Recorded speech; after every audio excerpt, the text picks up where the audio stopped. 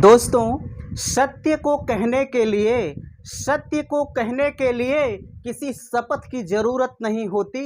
नदियों को बहने के लिए किसी पथ की ज़रूरत नहीं होती।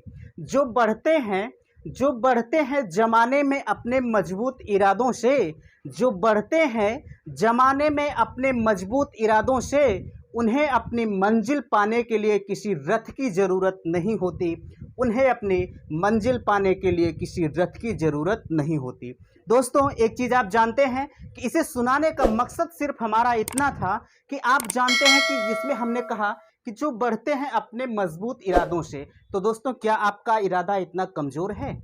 क्या आपका इरादा इतना कमज़ोर है? आपके इरादे में मैं जानता हूँ कि एकदम खौलता हुआ आग है। आप जितना अपने इरादों को मजबूत रखेंगे, उतने अच्छे तौर से आगे आप बढ़ेंगे।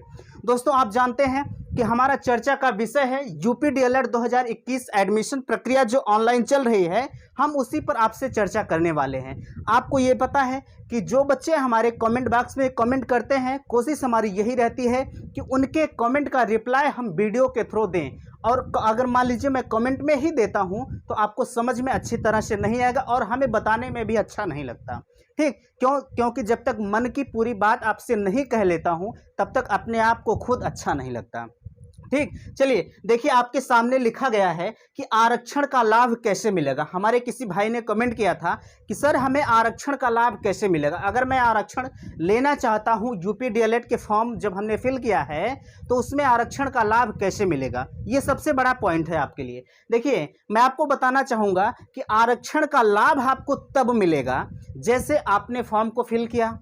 ठीक, आपने फॉर्म, आरक्षण का लाभ सबको मिलता है, चाहे आप एससी कैंडिडेट हो, चाहे जो है जनरल कैंडिडेट हो, चाहे ओबीसी कैंडिडेट हो। आप किसी भी कैंडिडेट से बिलोंग करते हैं, सभी के लिए आरक्षण लागू है।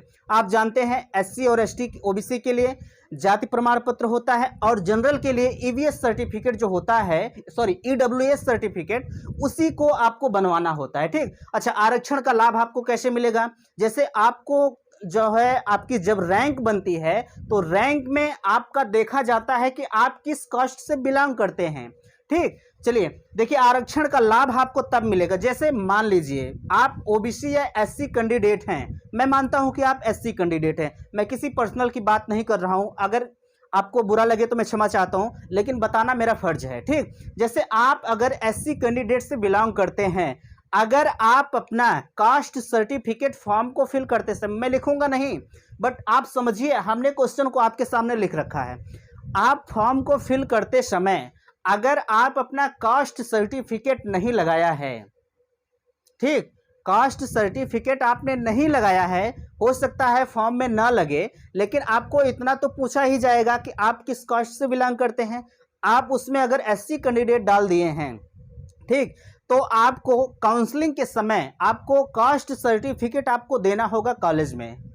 ठीक, अगर आप एससी कैंडिडेट से हैं, अगर आप जो है कॉलेज में नहीं देते हैं अपने कास्ट सर्टिफिकेट को, तो आपको नहीं माना जाएगा कि आप जो है एससी कैंडिडेट हैं। आपको जनरल की तरह जो है लेकिन हमें ये उम्मीद है कि, हमें लगता है कि आपको जब फॉर्म आप फिल करते होंगे, हम फॉर्म को कभी खोल के नहीं देखे हैं। देखिए, जब आप फॉर्म को फिल करते हैं, ठीक, तो वहाँ पे आपसे पूछा जाता है, अगर आप एससी कैंडिडेट हैं तो आपको अपना जो है कास्ट सर्टिफिकेट नंबर डालना होता होगा। ठीक, उसी के हिसाब से आपकी मेरिट बनती है। देखिए, जनरल रैंक बनती है, उसके बाद कैटेगरी रैंक बनती है। आपको दोनों रैंक में, जब दोनों रैंक को मिलाया जाएगा, आप जिस योग्य रहेंगे उसी के हिसाब से आपको रैंक मिलेगी। ठीक ना? तो आरक्षण का लाभ आपको तभी मिलेगा, एक बार फिर मोटे तौर पर मैं बताना चाहूँगा, आरक्षण का लाभ आपको तब मिलेगा जब आप अपने कास्ट सर्टिफिकेट को अपने फॉर्म के साथ लगाए होंगे। ठीक, और अगर अभी आप नहीं लगाए हैं, जो बच्चे मान लीजिए भर चुके हैं, वो तो ठीक है, कोई बात नहीं।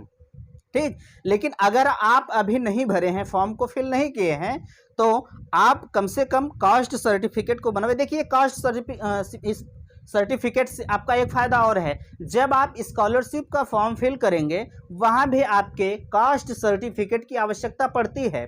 बिना कास्ट सर्टिफिकेट का आपका फॉर्म फिल नहीं होगा, खासकर मैं बता रहा हूँ एससी और ओबीसी कैंडिडेट के लिए, ठीक। और हाँ, जनरल के लिए ईडब्ल्यूएस सर्टिफिकेट जरूरी होता है अगर उन्हें भी आरक्षण का लाभ चाहिए, ठीक। आरक्षण का लाभ अगर जनरल को भी चाहिए तो आपको भी ईडब्ल्यूएस सर्टिफिकेट आपको देना पड़ेगा, ठीक। इसे आप समझ गए। अगर इसमें कंफ्यूजन है तो आप कमेंट करिएगा, मैं कल इसका रिप्लाई दूंगा।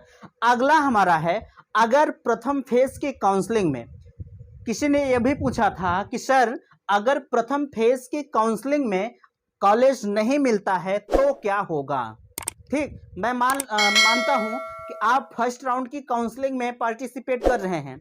आपने 10 कॉलेज को अलॉट किया, आपने 10 कॉलेज को अलॉट किया, बट उसमें से आपको कोई कॉलेज अलॉट नहीं हुआ, ठीक। उसमें से कोई कॉलेज अलॉट नहीं हुआ तो आप क्या करेंगे? आपके मन का सबसे बड़ा सवाल यही है। बहुत से भाई इसमें कंफ्यूज थे, ठीक। देखिए क्वेश्चन क्या है, फिर से आप देखेंगे। अगर प्रथम फेज की काउंसलिंग में, प्रथम फेज, प्रथम राउंड, कुछ भी आप कहिए, प्रथम फेज की काउंसलिंग में जो है कॉलेज नहीं मिला तो क्या होगा? देखिए, अगर आप फर्स्ट राउंड की काउंसलिंग में पार्टिसिपेट कर रहे हैं, आपने 10 कॉलेज अलॉट किया, ठीक। 10 कॉलेज में से आपको कोई भी कॉलेज नहीं मिला तो वहां पे आपको कुछ ऑप्शन दिए होते हैं, 2-3 ऑप्शन रहते हैं, ठीक। अगर आपको कॉलेज नहीं मिला तो आप अगली राउंड में जाकर, आप अगली राउंड में, जैसे प्रथम राउंड में अगर नहीं मिला कॉलेज तो आप सेकंड राउंड में आपको शिफ्ट किया जाएगा। भैया आप सेकंड राउंड में जाइए, वहाँ भी आप कॉलेज को अलॉट करिए। अगर वहाँ भी आपको कॉलेज नहीं मिलता है तो आपको लास्ट तक जाते जाते, लेकिन ऐसा नहीं होता है, ऐसा नहीं होता है, आपको कॉलेज मिल जाता है। लेकिन अगर आप बदकिस्मत हैं, हालांकि मैं ये नहीं चाहता हूं आप बदकिस्मत हो, नहीं, कोई भी टीचर ऐसा नहीं चाहता है अपने स्टूडेंट के लिए। आपको कॉलेज मिलेगा अगर आप प्रथम राउंड की काउंसलिंग में, तो आपकी मेरिट अच्छी है, आपकी सब कुछ अच्छा है, आपको कॉलेज मिलेगा। लेकिन किसी कारणवश आपको कॉलेज नहीं मिलता है तो आप अगर मान लीजिए फर्स्ट राउंड में है तो आपको सेकेंड राउंड में शिफ्ट किया जाएगा, और सेकेंड राउंड के बाद अगर नहीं मिलता है तो आपको थर्ड राउंड में शिफ्ट किया जाएगा। किसी राउंड में कॉलेज आपको मिलेगा, लेकिन कॉलेज फर्स्ट ही राउंड में उम्मीद करते हैं कि सबको मिल जाता है, ठीक। अच्छा, उसके बाद क्या है इसमें यह होता है, अच्छा कुछ बच्चों का यह भी डाउट है कि अगर मान लीजिए हमने फीस को जमा कर दिया, काउंसलिंग फीस हमारी 10,000 है, हमने कल की वीडियो में आपको बताया था, काउंसलिंग फीस हमारी 10,000 रुपए है। अगर जो है आपने फीस जमा कर दिया है फर्स्ट राउंड में, ठीक, और आपको गवर्नमेंट कॉलेज, जैसे आपको गवर्नमेंट कॉलेज मिला, किसी का सवाल था, अगर आपको गवर्नमेंट कॉलेज मिला, मान लीजिए डायट, ठीक, आपको डायट मिला है, सॉरी ऐसा सवाल नहीं था, अगर आपको गवर्नमेंट कॉलेज नहीं मिला फर्स्ट राउंड में, जैसे कोई लड़का है अगर उससे फर्स्ट राउंड की काउंसलिंग में गवर्नमेंट कॉलेज अगर नहीं मिला तो क्या अगली राउंड में, मीन सेकेंड राउंड में गवर्नमेंट कॉलेज मिल सकता है, ठीक। ये भी आपका डाउट है। फिर से सुनिए, जैसे अगर हम ही करने जा रहे हैं डीएलएड, ठीक, या आप करने जा रहे हैं, अगर आप चाहते हैं कि हम सिर्फ गवर्नमेंट कॉलेज से करेंगे, आपको जैसे फर्स्ट राउंड में आपने सारे डाइट कॉलेज को चूज किया है, ठीक, आपको फर्स्ट राउंड में डाइट कॉलेज नहीं मिला तो क्या सेकेंड राउंड में डाइट कॉलेज मिलेगा? मैंने आपको बताया था कि भैया मेरे, अगर आपकी रैंक जो है 15,000 तक रहेगी, ज़्यादा से ज़्यादा 15,000, मैं उसके ऊपर नहीं जाऊंगा, क्योंकि डाइट कॉलेजों में सीटों की संख्या 10,200 है, 10,200 है। हम 15,000 की चर्चा इसलिए कर रहे हैं, हमारे कुछ भाई हैं, कुछ मित्र ऐसे हैं कि वो बीएड में भी फॉर्म अप्लाई किए हैं, डीएलएड में भी कर रहे हैं, उन्हें जहां अच्छा कॉलेज मिल जाएगा वो वहीं जाके कर लेंगे। अभी इसमें से कुछ बीएड करेंगे, कुछ लोग डीएलएड करेंगे, तो जो आपकी इच्छा है वो करें। इसलिए मैं 15,000 की चर्चा कर रहा हूँ, ठीक, हाँ, इसलिए मैं 15,000 की चर्चा कर रहा हूँ। उसके बाद सवाल ये है कि अगर आपको डाइट कॉलेज फर्स्ट राउंड में नहीं मिला तो क्या सेकेंड राउंड में डाइट कॉलेज मिलेगा? ये डिपेंड करता है आपकी रैंक के ऊपर, आपके रैंक के ऊपर सब कुछ डिपेंड होता है। अगर आपकी रैंक अच्छी है तो आपको डाइट कॉलेज 100% मिलेगा, ठीक, डाइट कॉलेज आपको 100% मिलेगा, बट रैंक आपकी अच्छी होनी चाहिए, जो है ज़्यादा से ज़्यादा रैंक 14,000, 13,000। अगर आप 10,000 के नीचे हैं तो 100%, 100% मैं गारंटी लेता हूं कि डायट कॉलेज आपको मिलेगा। लेकिन अगर आपकी रैंक 13,000 है, 14,000 है, तो मैं एकदम जो है 100% के साथ नहीं कह सकता हूं कि आपको डायट कॉलेज ही मिलेगा। ठीक, लेकिन अगर 10,000 के नीचे हैं तो आपको सत्य है कि एकदम डायट कॉलेज मिलेगा। ठीक, अच्छा चलिए, तीसरा सवाल हमारा आपके सामने क्या है कि क्या सरकारी नौकरी वाले पिता के बच्चों को स्कॉलरशिप का लाभ मिलेगा। ठीक, यही सवाल किसी ने पूछा था कि जैसे मान लीजिए आपके पिताजी हैं, किसी के पिताजी हैं, आपके पिताजी हैं, वो गवर्नमेंट जॉब में हैं, किसी भी पद पर हो, उससे